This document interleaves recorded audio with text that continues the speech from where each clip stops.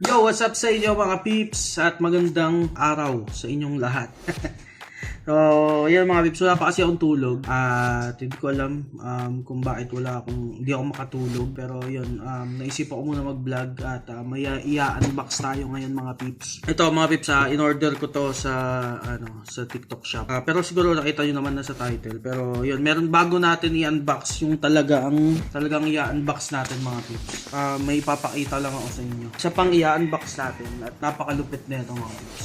Unang i-unbox mo natin ngayon mga peeps ay may nagregalo kasi sa atin ng portrait ng ating family. So, galing ito sa kapatid natin sa church. Binigyan niya tayo ng portrait, regalo raw niya. At maraming salamat Kuya Joseph.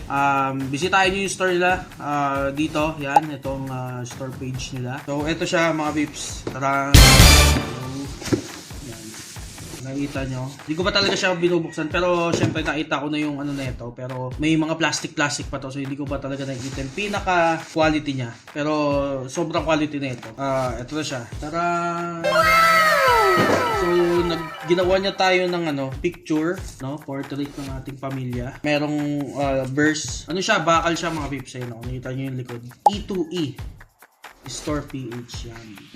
Yung niya, link ng page nasa description. Unbox natin to mga peeps. Tanggalin natin yung plastic kasi hindi ko pa talaga natatanggal yung plastic nito.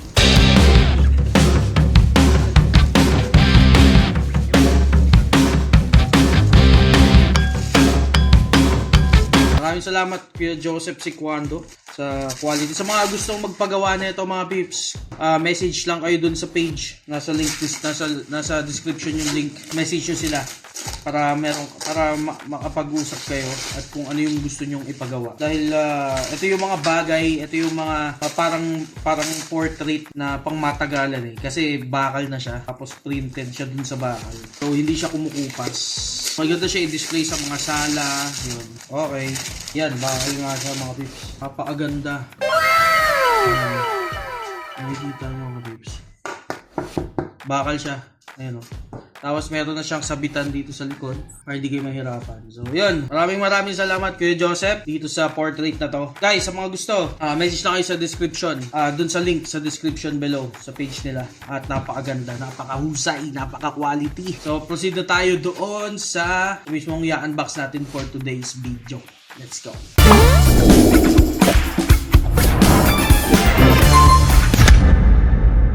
So mga peeps, at nagbabalik tayo at for today mga peeps, nakita nyo naman na sa description kung sa title, kung ano yung i-unbox natin for today. Ang i-unbox natin for today mga peeps ay ang Envape MK300 Fermata Edition. Binili ko siya sa Fermata, hindi to sponsored, no? So ito na siya. Yan.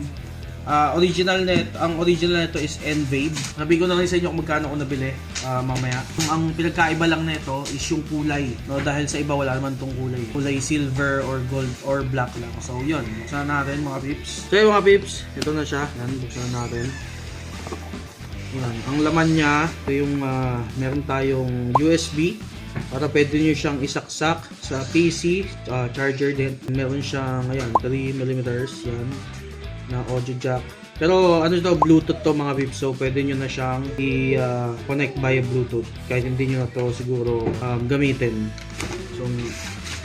So dun sa laman niya, meron siyang sticker. Sticker. At hindi ko alam kung kasi hindi nila nilalagay kung Envape siya.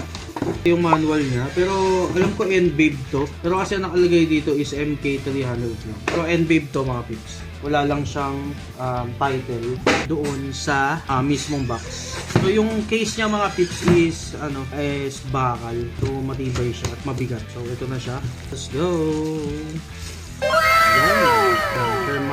Fermata yung nakalagay Pero Envape to. Hindi ko alam kung bakit. Kaya siguro, hindi, joke lang. Pero ayun, same lang naman to as the Envape. Talagang siya, Fermata Edition. Kulay pula. Yan yung napili natin. Ang original na Envape is color silver at black. Pakita ko lang yung picture dito. Yan, ito yung picture ng Envape. Yan, tapos ito yung sa Fermata. So, ito. Color red siya. Ayan. Nakikita nyo. Napakaganda. At ayun, meron siyang knob dito. At meron siyang individual knobs. Ito, 4 na button. Meron din siyang mga button dito, mga peeps. So, buksan natin. Ito.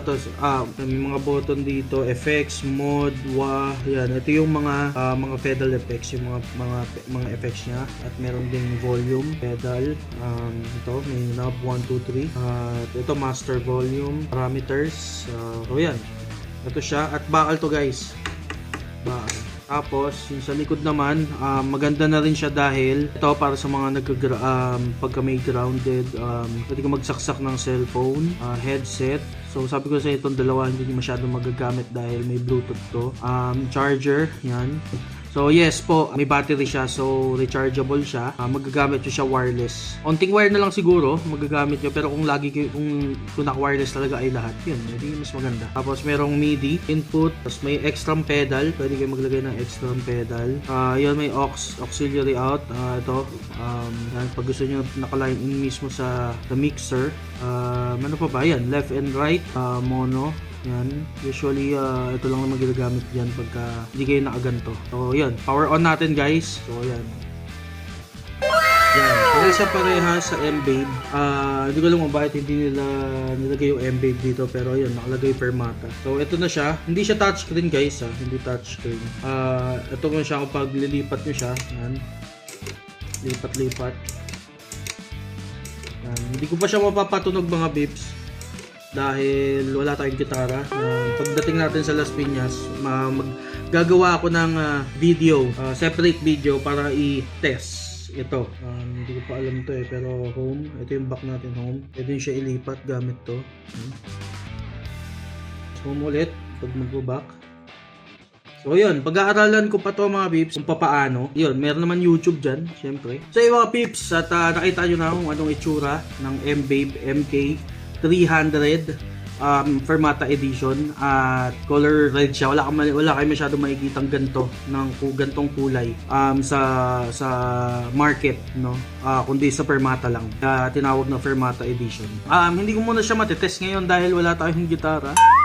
Sa Las Piñas pa yung gitara ko, pero gagawa natin ito ng separate video.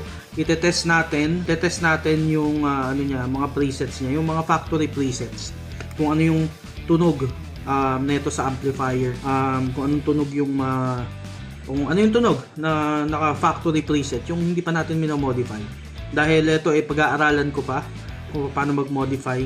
Siguro lagay ko na lang din sa description yung link na detailed walkthrough na nito. Yan, sa video ni Pax.